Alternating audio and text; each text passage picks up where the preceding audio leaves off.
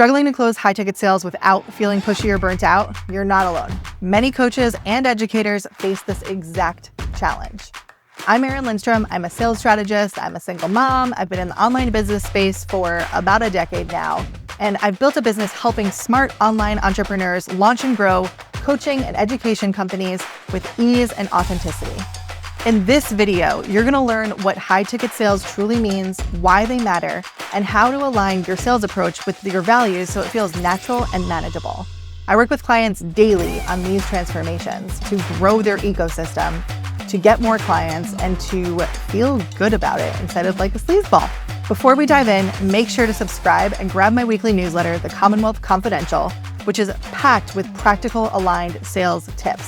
Literally, I support my high-level clients each week, and then I say, okay, what would be helpful for this for other people? And I put it in that newsletter and ship it on out to you. The link is below. All right, so high-ticket sales, people throw out those words, high-ticket sales, and they can mean different things to different people. I'm talking about sales of something over $2,000, okay? Now, high-ticket sales, in my opinion, is a game changer.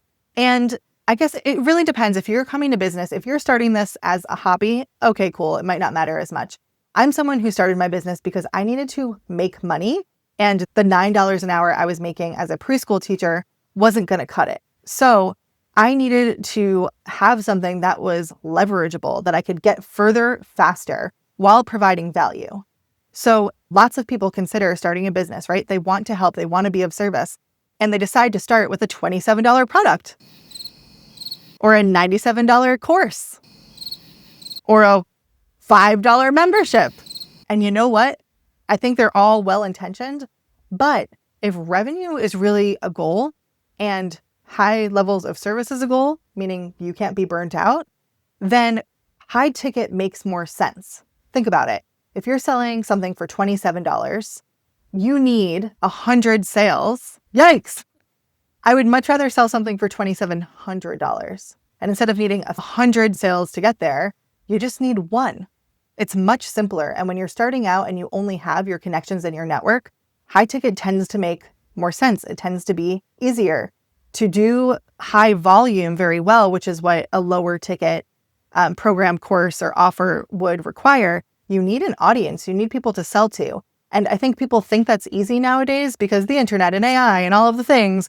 And to be honest with you, it was pretty simple a few years back. If you were here in 2011 to 2015, sure, go for it. But it's a different time. Everyone's been doing this. The market is crowded. The economy is what it is. And so it's not as simple as it once was, in my opinion. Feel free to prove me wrong. But from what I know, taking what you know and providing really high value to people for a higher ticket amount tends to be simpler. The problem with this isn't that it's hard to sell, it's that it can be scary to sell. And so there's often some mindset stuff you have to work through in order to figure this out and make it make sense. I have a client who recently went through this process. She launched a course for about $297, and she sold some spaces in it. Great, terrific. And it was a couple $1,000s. And she wants to make $100,000 this year. So it kind of felt drop in the bucket, even though based on her numbers and who was on her email list, it was actually quite successful, right? But it didn't feel that way. What happened after that was we had this community of people from the last time she had sold this that were ready for something else. And there were other people in her audience that wanted something, but not that small course she was selling. They wanted mentorship. They wanted more access to her. They wanted to go deeper, to go faster, to go farther, all of the things. And guess what? That's a high ticket offer that they wanted.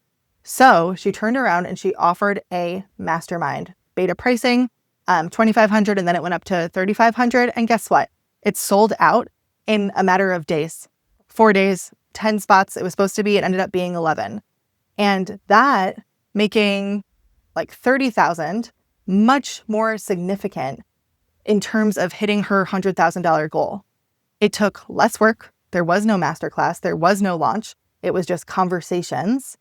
And she was able to make, 10 times the amount? A lot more. Like the difference between $3,000 and $30,000 is significant, right? That is rent versus an entire car, rent for a month versus like a car, right? Depending on where you live and your prices and all that stuff, but it is significant. So I tend to push towards high ticket if you have something really of value, because you can, and it makes sense. And when you're building your business and starting off, you need money, right? In capitalism, like you need that money to be able to reinvest into the other things that you need. You can do that. You can sell that without a sales page, without a crazy fancy website, without a lot of things. As long as you're showing up, creating value, people know you, like you, trust you, respect you, then you get to guide them through the sales process that results in high ticket earnings. Now, some people hear that and they're like, oh my God, no, high ticket, I couldn't ask for that. That's so uncomfortable. I hear you, I feel you, I see you. And like, okay, that's fine. If this isn't your goal, if this isn't for you, that's okay. But if you hear that and maybe you feel some resistance and you're like, oh my God, that feels so hard and I'm willing to change. What do I need to learn? How can I do this differently? Then great, you are in the right place. And for you, I want to offer that it is generous to offer support to someone who needs it if you have something that can help. Wouldn't it be weird if you came to me and let's say I own a garage, right? And I fix cars. If you come up to me and you're like, oh my gosh, my car will not start. And I'm like, wow, that sucks. Isn't that awkward? What? Like, if I have a garage, wouldn't it make more sense for me to say, I have a garage, I actually do this. Happy to look into it for you. And I can let you know what's happening and then we can decide next steps. Okay, yes, right? That is natural. That makes sense. It's not about me trying to money grab or penny pinch them or anything like that. It's about me providing a service, right? And me being confident in my service and being open and honest about how I may or may not be able to help you. So if someone came up to me and said, oh my God, my car broke down, and let's say I'm a painter with no garage experience, I'm not going to say, oh, I can paint you a new car. It'll be $7,000. Sound good? No. Right? Like I'm being honest and in integrity. But again, if I have the garage, it makes sense for me to kind of move that forward and to offer the support that I can. And then that person has choice, right? I'm not taking that away from them. I'm not saying, come in here and with the plan to manipulate them into buying a whole new car, right? Just because they needed a new, what's a car thing, right? Like if they needed a new key, I wouldn't sell them a whole new car. I would just either tell them you need a new key and you need to go to this person, or I'd say, oh, we actually make keys. It costs this much. Would you like to do that? They'll say yes or no. Great. Again, they keep their power. I keep mine. Or if for some reason a key, like needing a key really does mess up your whole car, maybe with the new ones, I don't know. Maybe this is a thing, right? But if they really did need a new car, then I'd say, listen, I know you think this is about your key, but actually the reason it's happening with your key is a symptom of a greater issue. Happy to explain it to you. But just so you know, you're probably going to need a new car. I do have some on the lot. If you want to look at them, let me know what you're thinking and I'm happy to show you around if that feels good to you. And now it's consensual, right? I'm providing information. I'm letting them know how I can support, and then they have a choice.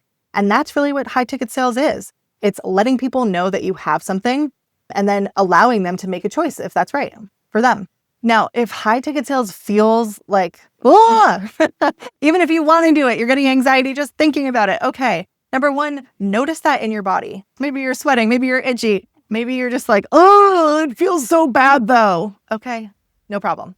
It's okay to feel this way in this moment. Like we don't have to change it right now. It will change over time. Perhaps if you invited to, we'll see what can happen, right? But notice where you're feeling it and notice the thoughts that are coming along with it. Are you making up that you're a bad person for asking for money? Are you making up that you're not supposed to want money? Are there, cultural or things from childhood, lessons that you've learned that tell you that this isn't okay for some reason? And it's not necessarily good or bad what is happening, right? It's just about noticing, paying attention to what's coming up for you, figuring out perhaps where that root is coming from, and then deciding like, is this serving me anymore? Do I want to update or upgrade this thought? Are these internal rules that I'm living by actually working for me, or is it time for some new ones? I've worked with a number of people who have realized that, oh, when I was little, money was like this in my family. We didn't talk about it, right? So doing sales doesn't feel comfortable. Other people realize we didn't have a lot of money, and so it felt awkward to talk about. And they're hesitant to make more money because it'll make them different from their family. So sometimes there's larger implications of like what having money, what doing high ticket sales, how this would all affect things that keep us from taking any action at all. And so sometimes that fear and anxiety isn't about saying $2,700.